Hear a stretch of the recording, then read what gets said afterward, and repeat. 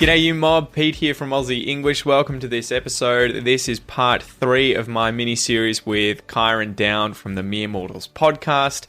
Today we talk about wishing we could live in other places besides Australia, Europe versus Australia. So what it's like to live somewhere in Europe where you're surrounded by many different cultures and languages compared to somewhere like Australia where it's pretty much just the same culture and language, obviously not including the indigenous cultures and languages. Globalization and how you can buy pretty much any foreign food in Australia, and if you can't, you can have it sent here. You can buy it online and have it sent here. Japan, how different it appears from Australia and wanting to learn more about it, living there, learning the language, etc. How anyone of any race or language or cultural background can come to Australia and effectively be seen as Australian as soon as they get their citizenship, whereas other countries like China and Japan, it's pretty much impossible to end up a European who lives there and is considered by the local people to be just like them. And we also talk about native people's reactions to foreigners speaking their language and how English-speaking peoples around the world don't tend to have those sorts of reactions when foreigners speak English. Anyway, let's get into today's episode.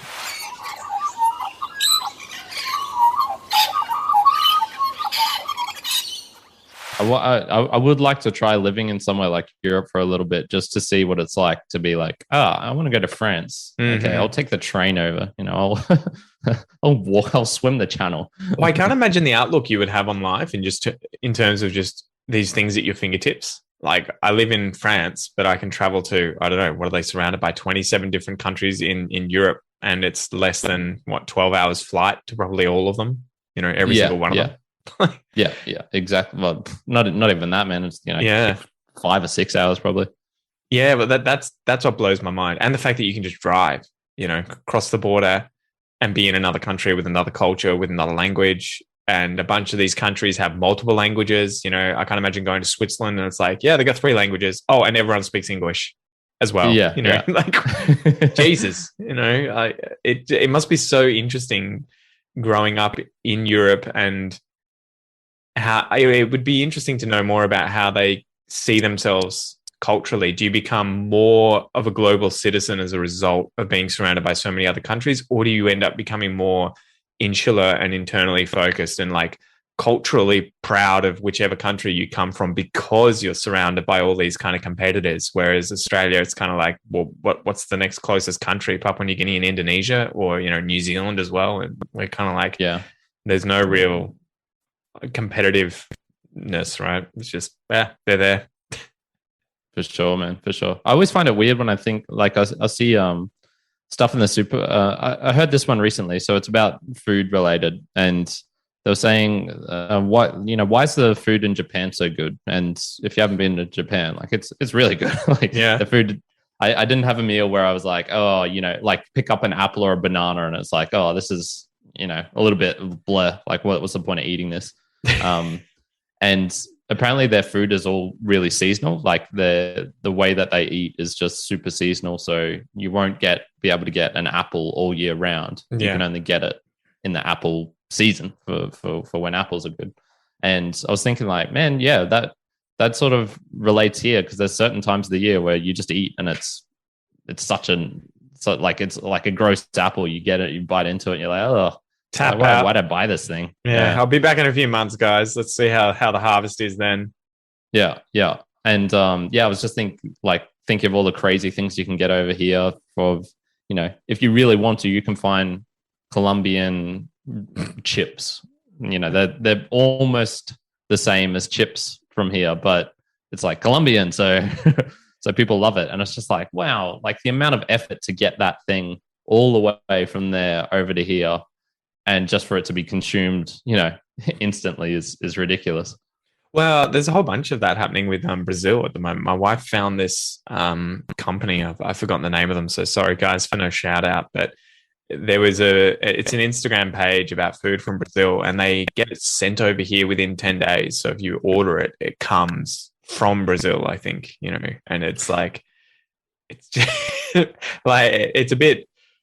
I don't know if it's really, really expensive or if it's just a little bit expensive. I didn't ask for the prices, but it is pretty crazy, but it's good for getting the things that are really difficult to get, that are unique to Brazil. So I think one of them is like farofa, which Kel was obsessed with, which is cassava flour, and it's often flavored. It'll have bacon and onion and other things in it, and it's just really good as a condiment next to rice and feijoada, which is like, what would you say, beans, black beans and meat.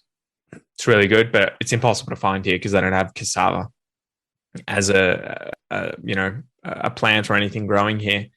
So it is cool that's opening up. But yeah, Japan must be such an interesting place because I don't know how like open they are to foreign foods.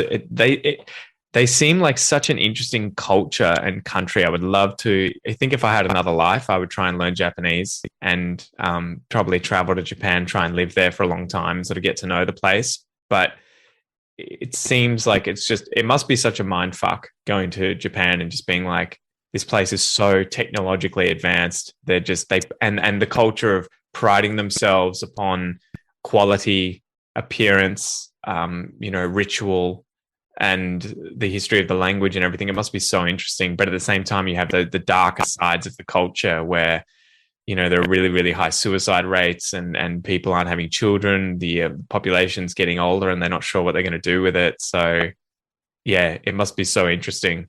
And the fact that you can never really, like, coming from Australia, it's really interesting when you think that anyone can effectively come here. And if they were given a citizenship tomorrow, at least probably the average Australian would be like, you're an Aussie now. Like, you're one of us. I may be a native speaker of English, Australian English, but you're as Australian as I am, effectively. I'm just, heritage-wise, a few hundred years ahead of you in terms of how long we've been here. But with countries like China and Japan and Korea, it's really interesting where you could be a white dude living there for 50 years. You could probably have even been a white dude born there, with potentially even Japanese citizenship, with a passport, but they would look at you like, you're not one of us.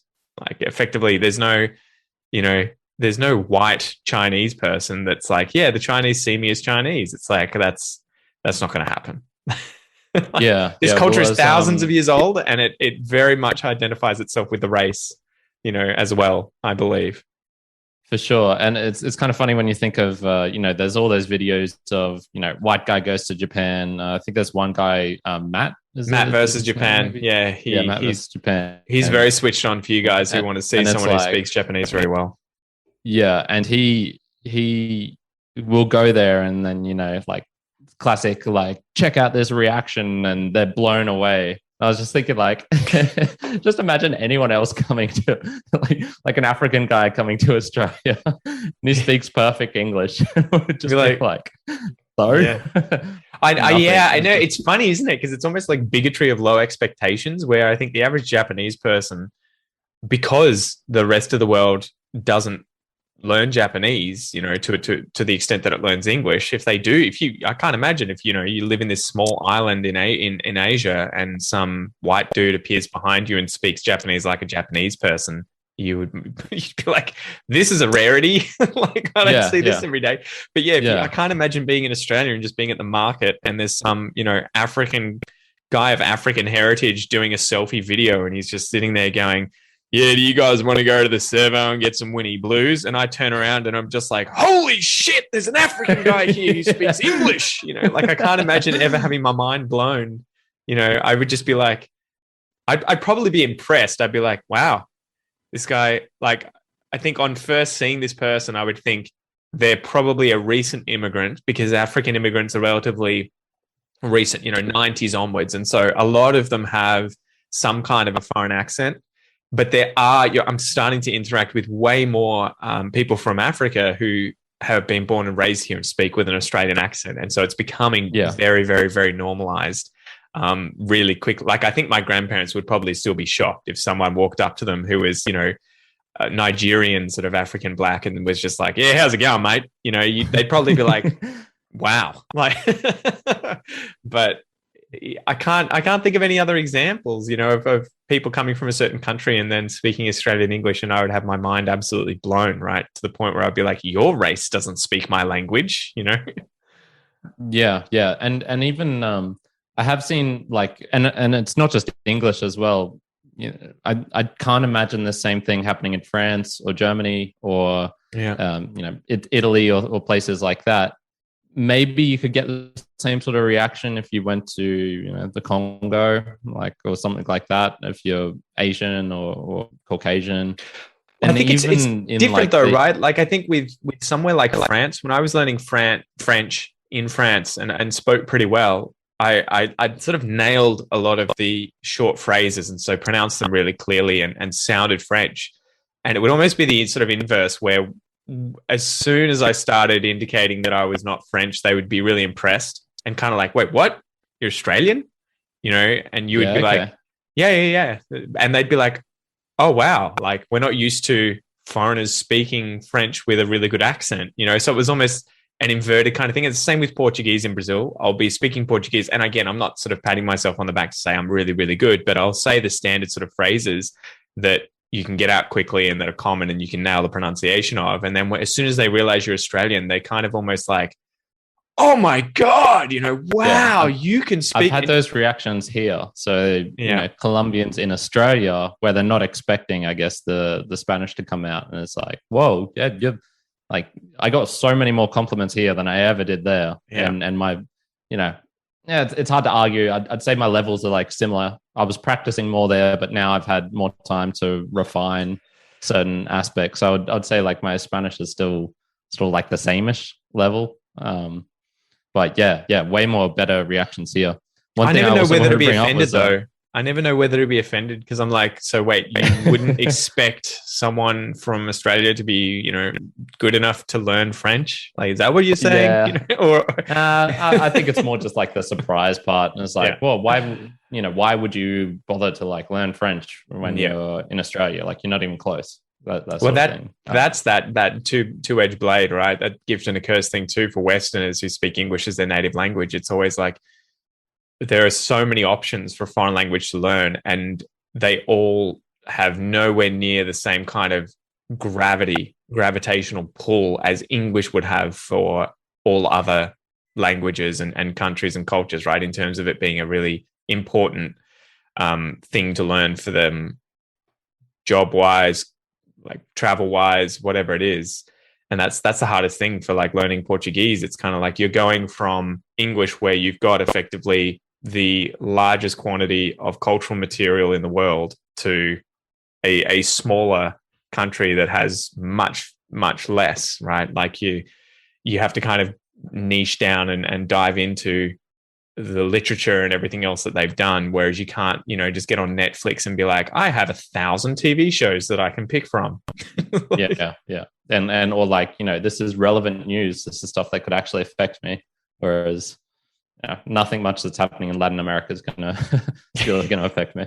Maybe some of the stuff in El Salvador with Bitcoin, but yeah. Other than that, I was going to say one of the like clearest memories for me was I was in Japan in I think it was Harajuku, which was like one of the or Roppongi, sorry, and which is like one of the big party areas, I guess, particularly for tourists. And we went there and we like stayed up most of the night, and then it was like, all right, well, let's just catch the subway back. It opens up in half an hour. And so they have like those subway classic like staircase descending into the bowels underneath sort of thing. Mm-hmm. And they had a gate midway there. And so there's like me, a friend of mine, Joey, and then just a bunch of other stragglers who are all, had a big night out. We're all still tipsy. We're all just like grungy from, sweaty from dancing. It's starting to rain, so we're starting to get wet and whatnot.